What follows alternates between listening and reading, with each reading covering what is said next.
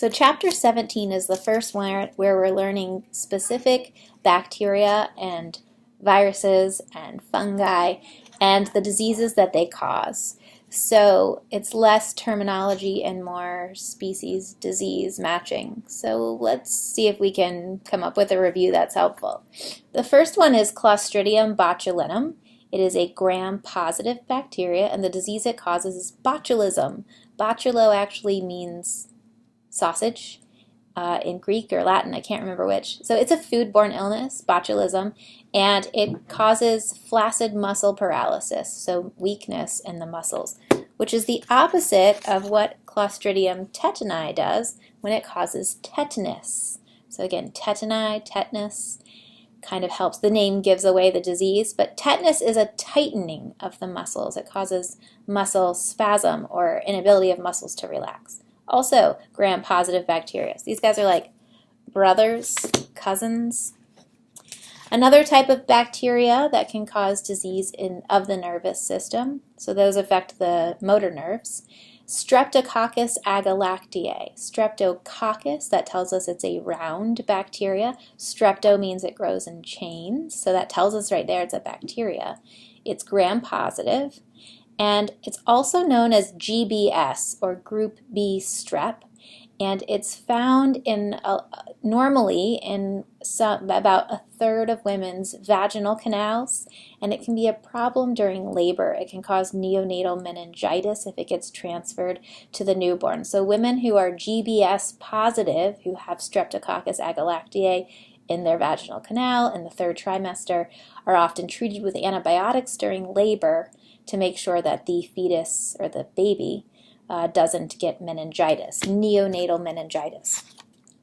Streptococcus pneumoniae, sort of like the name suggests, causes pneumonia. We'll talk more about that in the next chapter or a couple of chapters. It's a gram-positive bacteria. Strep pneumonia can also cause meningitis. It's also referred to as a pneumococcus for short. It causes pneumonia but can also cause meningitis. Listeria Monocytogenes is a gram-positive bacteria. It's also, a lot of these we're going to see multiple times. So Listeria is a foodborne illness. You probably hear about it more in terms of Listeria outbreaks in cantaloupes and spinach and whatever other foods have popped up with Listeria. It does cause GI symptoms, but in pregnant women, it can cross the placenta and it can cause miscarriage or neonatal meningitis, inflammation of the meninges in a small baby. Chronobacter sakazakii, I think I said that right, is not a very common one. It sometimes is found as a food contaminant in baby formula and can cause meningitis in babies who consume formula that's been contaminated. Escherichia coli, better known by its nickname E. coli, is a normal resident of your gut, but has a tendency to get into places it's not supposed to be and cause a lot of havoc. So we'll see it in a lot of chapters being a problem. It can be a problem in the brain, particularly for babies. If E. coli gets into their bloodstream, it can cause meningitis, inflammation of the brain in babies, neonatal meningitis to be specific. Another one that babies are sensitive to, a lot of these are neonatal meningitis, causes of neonatal meningitis, because neonates are very sensitive. But this one can cause meningitis in kids as well. It's called Haemophilus influenzae, and despite the influenza in its name, it is not related to the flu in any way. The flu is influenza virus, and it's a respiratory infection. This one is actually also transmitted respiratory, but there's a vaccine for it now, and the vaccine is just it's often referred to by its nickname, Hib, H-I-B, Haemophilus influenza B, and it's a bacteria that is very rare now because so many kids are widely vaccinated against it, but before the vaccine came out, it was the major cause of hospitalization for bacterial meningitis in children, and it was a major killer. But not so much anymore. Hib. It's a bacteria Even though it has influenza in the name, it's not a virus, it's not flu, it's Hib. Neisseria meningitidis says in its name that it causes meningitis, and that's what it does. It's a gram-negative bacteria, and it's the #1 cause of bacterial meningitis, or maybe that's pneumococcus, but I'm pretty sure it's this one. And this one is sometimes called meningococcus. It's also a coccoid shape, a coccus shape, round shape. So meningococcus for short, the full name is Neisseria meningitidis. Causes a pretty severe meningitis. Kid, anyone, any age. Now we're into the viruses. Those were all bacteria. The viruses, like my little, I'm trying to make little icons for each type of organism. All right, herpes simplex 1 and 2. We tend to think these as causing cold sores and genital herpes, which they do. But all herpes viruses have an ability to go dormant after they infect some, usually a skin layer. They can then actually infect the nerves, the sensory nerves, and lie dormant within the nerves and then just keep popping out whenever they feel like it. So pretty much all diseases caused by herpes viruses are characterized by periods of reactivation. So herpes simplex 1 and 2 causes cold sores and genital sores, and you have it forever, and it lives in your nerves, hence why it's in this chapter about the nervous system diseases. Arboviruses. This literally means, arbo is short for arthropod-borne viruses. So these are viruses that are transmitted by arthropods, bugs, mostly mosquitoes and some biting flies and maybe some ticks. So it's a lot of encephalitis viruses. So WEE is Western encephalitis, or Western equine encephalitis, Eastern equine encephalitis, WNV, West Nile virus. All of these are encephalitis. So the arboviruses are all encephalitis viruses. They cause some form of encephalitis, brain inflammation, and they're viruses.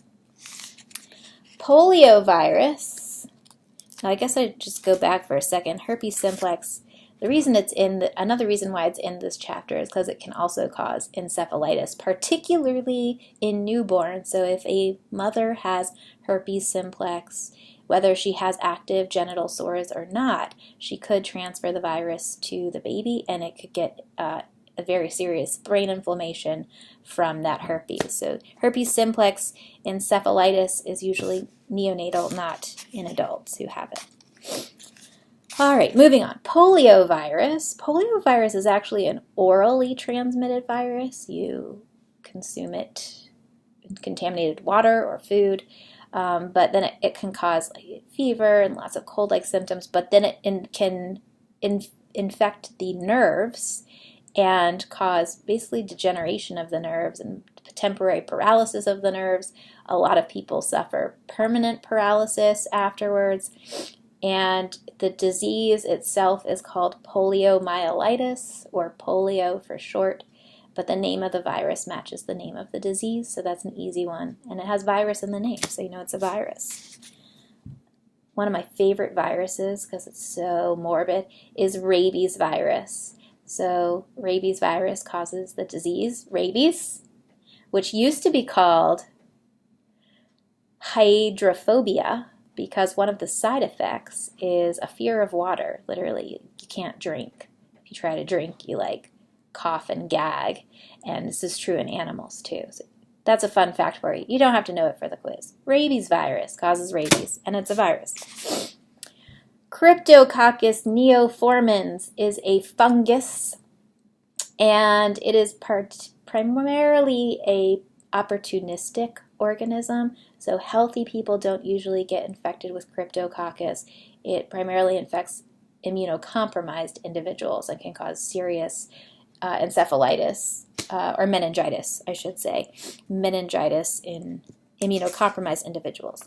Coccidioides is one of the few true fungal pathogens. It can make healthy people sick, causes meningitis. It's a fungus that lives in really dry, arid parts of the U.S., so not in the Adirondacks, you don't have to worry, but if you go to like Arizona, New Mexico, the desert there, Coccidioides does live there, and you can just be out and about and breathe it in and end up with a respiratory disease or potentially meningitis from Coccidioides. Creutzfeldt-Jakob disease is caused by a prion. My little prion cartoon is just like a little dot, because prions are not living things. They're not even viruses. Viruses are more complex than prions. They're literally just infectious proteins, and they happen to affect the nervous system. So Creutzfeldt-Jakob prion causes Creutzfeldt-Jakob disease, which is a kind of dementia that occurs as your brain tissue dies from clumping of these prions. It's also what you get if you eat meat from a cow with mad cow disease, mad cow prion disease. Acanthamoeba. Acanthamoeba can cause meningoencephalitis, so inflammation of the meninges and the brain, so the membranes around the brain and the brain, just lots of inflammation inside your head, and you die from it. There's only been like 1 or 2 people who ever lived from it. It's also really rare. So Acanthamoeba meningoencephalitis usually occurs in people who wear dirty contacts, like they don't wash their contacts, they just like put them in water and then put them back in their eye, or they leave them in for like months and don't change them or wash them. Wash your contacts, people, or you could get Acanthamoeba that literally eats through your eye and causes a brain infection. It's also the same Acanthamoeba that can cause keratitis and inflammation of the cornea. So if you have that, get it treated so it doesn't become Acanthamoeba meningoencephalitis. Another brain-eating amoeba, another one of my faves, is Naegleria fowleri. Also super rare, not to give you guys lots of nightmares about amoebas, but yes, to give you nightmares about amoebas because they eat your brain. Naegleria lives in freshwater lakes, like everywhere, but especially warm ones. And when you swim in there, they literally swim up your nose and swim and infect you through your mucous membranes in your nose and swim to your brain and just start eating your brain. Again, like 1 or 2 people have ever survived this. But there's only been like 150 recorded cases ever in the U.S. So if you think about all the people swimming in warm freshwater lakes, that's a really rare occurrence. But if you find yourself unlucky enough to have it, then you're probably going to die. Also, if you use a neti pot, like if you have a cold and you use a neti pot, there have been several cases of Naegleria, brain-eating meningoencephalitis, from using neti pots and not using clean water, so just using like tap water. Make sure if you use a neti pot, which is like a teapot that you like spray up your nose to help clear it out when you have a cold, use sterile saline or sterile water. Very important, because this guy infects your brain by going up your nose. So you never want to shoot water up your nose unless it's sterile. Seriously. Toxoplasma gondii, last one. And this is a protozoan. It's not an amoeba, but it's a protozoan. And it is actually like 90% of people, or some very large percent, are suspected to have already been exposed to toxoplasma and possibly be infected with it. It's transmitted through cats, actually. So cats are the intended host, the definitive host of toxoplasma, and they usually get it from mice. So the normal host life cycle of toxoplasma is through mice and cats, but cats are domesticated, and people often have cats for pets, and they can get infected from their cats. And the danger is for pregnant women who get infected for the first time during their pregnancy, because toxoplasma during initial infection stages can actually cross the placenta and cause miscarriage. If you've had a cat for years and then you become pregnant, unlikely to be a problem because you probably already have toxoplasma, and at that stage it won't cross the placenta. Nonetheless, they do recommend that pregnant women do not change cat litter boxes, because that is how the protozoan is shed through the feces of the cat. So if you're pregnant, don't touch cat poo. The end.